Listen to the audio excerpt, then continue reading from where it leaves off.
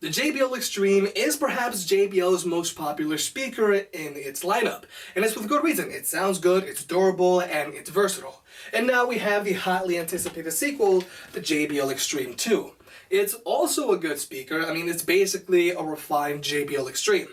But personally, I did expect a little more. Here's what I like and what I don't like about the new JBL Xtreme 2, and do you really have to run out and upgrade if you already have the original JBL Xtreme? The original Xtreme was first released back in September of 2015 and it currently retails for $200. The new JBL Xtreme 2 was released in May of 2018 and currently retails for $300. And you have a few color options to choose from: black, blue like I have here, or green. If you want to pick either of these speakers up, I'll have links in the description below, and if you use the links, it really helps out the channel. I suggest you check them out because you never know when the Xtreme 2 might go on sale, so you might get lucky. Design-wise, the Xtreme and Xtreme 2 are very similar to one another.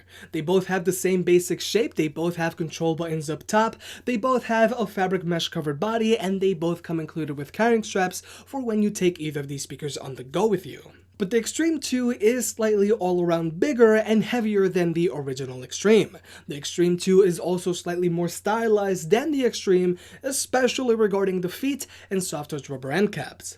But one of the first things that I came to dislike about the new design on the Xtreme 2 was just how hard it was to actually clip on the carrying strap compared to the original Xtreme. On the Xtreme, it's fairly easy to clip on and clip off the carrying strap because the hook has a good amount of room to move around. But on the Xtreme 2, since the arches are so low profile, you do have to clip on the strap in a certain manner. I just wish these arches had a little more clearance for better usability.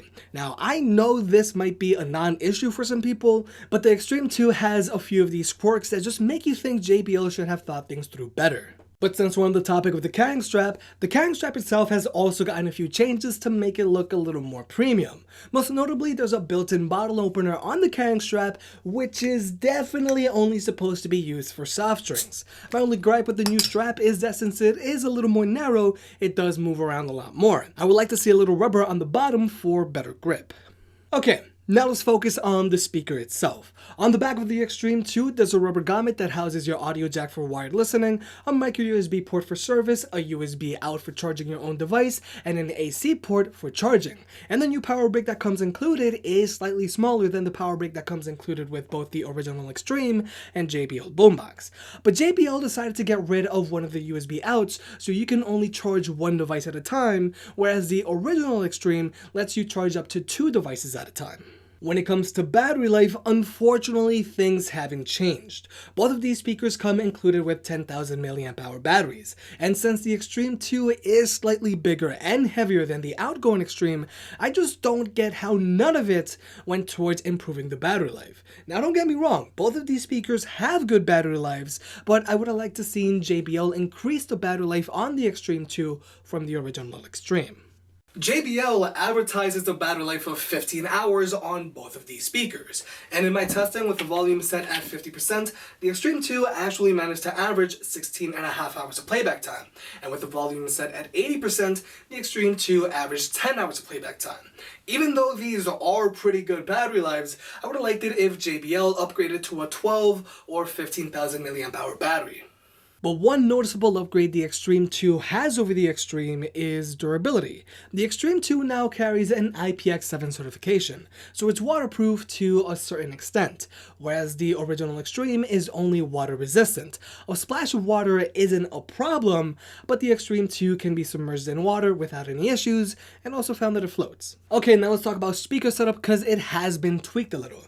The original Xtreme comes included with dual 63mm diameter woofers, dual 35mm diameter tweeters, and dual passive radiators on each side.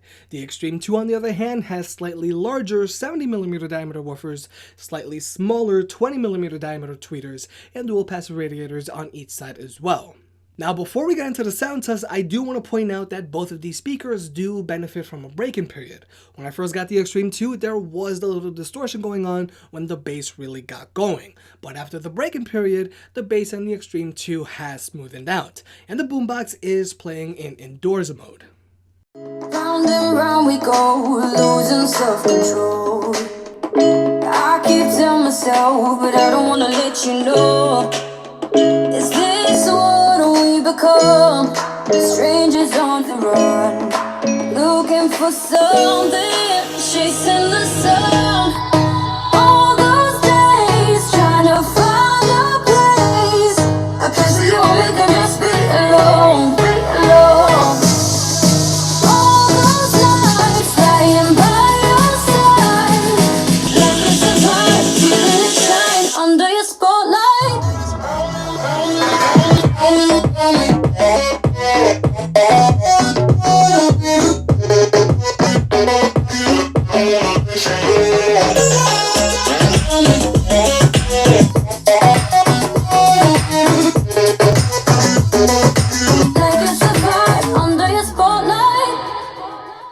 The older JBL Charge 3 and JBL Xtreme have sound signatures that put an emphasis on the mids and treble. But ever since the Pulse 3 came out, JBL's sound signature has changed to be more neutral, but with a good amount of bass and treble that should make most people happy.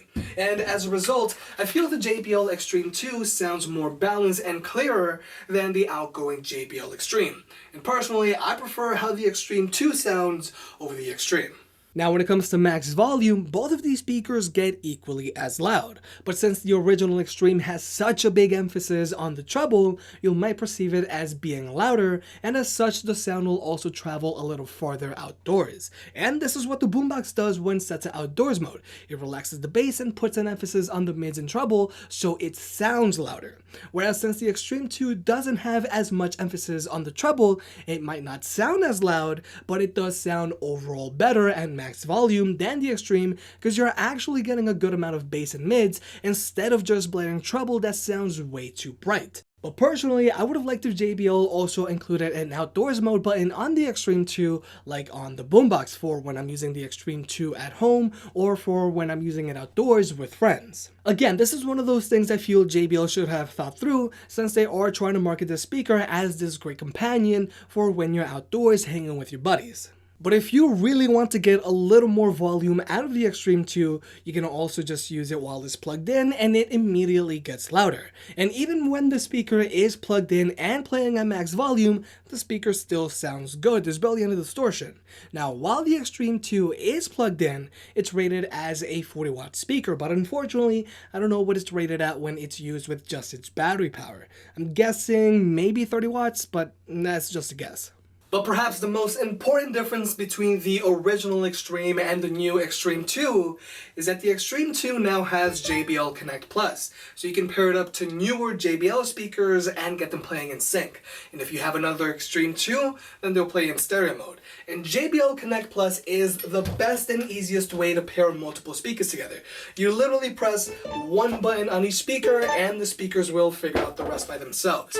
You don't have to mess around with any Bluetooth settings, and you don't have to mess around with any extra apps. But unfortunately, the original Xtreme uses the older JBL Connect, so you can only pair it up to older speakers that also use JBL Connect, like the Pulse 2 or the JBL Charge 3 right out of the box.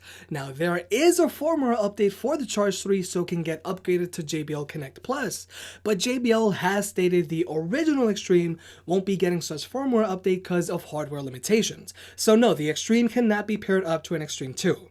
Now when it comes to Bluetooth connectivity, the JBL Xtreme 2 has a stable wireless connection and it has no problem going through multiple walls. But I have noticed there is a little latency when watching YouTube videos. It's not awful, but it is noticeable. Okay, and here's the microphone test, and to be honest, it's a lot better than I expected. But this audio clip is being recorded by the microphone on the JBL Xtreme 2, so give me the gist of that. So to wrap things up, the biggest differences between the original JBL Xtreme and the new JBL Xtreme 2 is a slightly better sound signature, an IPX7 certification, and JBL Connect Plus. The JBL Xtreme 2 is a good speaker, but I would have liked to have seen battery life improvements and indoor and outdoor mode button like on the JBL Boombox, and maybe even quick charging. If you already have other JBL Connect Plus enabled speakers, or if you plan on buying more JBL speakers in the future, then I would consider upgrading to the Xtreme 2. But if you just want a single large portable speaker that you can throw around this summer, then I would get the original Xtreme while supplies last. I just want to make it perfectly clear. The JBL Xtreme 2 is a good speaker and I like it, but I did expect a little more. If you made it this far, I guess you enjoyed the video, so hit that like button and get subscribed. It helps out more than you realize. Support the channel by clicking on the links down below, and I'll catch you next time.